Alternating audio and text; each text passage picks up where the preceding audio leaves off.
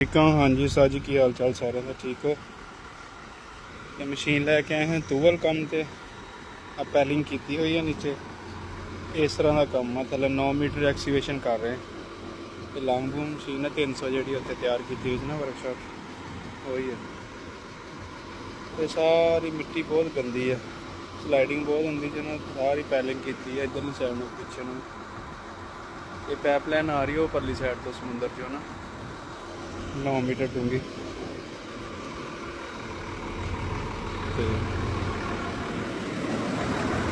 ਥੋੜਾ ਜਿਹਾ ਕੰਮ ਕੀਤਾ 2 ਦਿਨ ਤੇ ਹੁਣ ਕੰਮ ਮੈਂ ਬੰਦ ਕਰਵਾ ਦਿੱਤਾ, ਪਤਾ ਨਹੀਂ ਕੀ ਮਸਲਾ ਬਣਿਆ।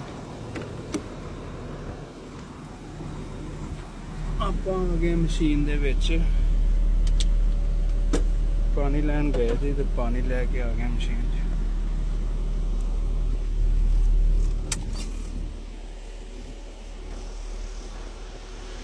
ਗਰਮੀ ਬਹੁਤ ਜ਼ਿਆਦਾ ਬਾਹਰ।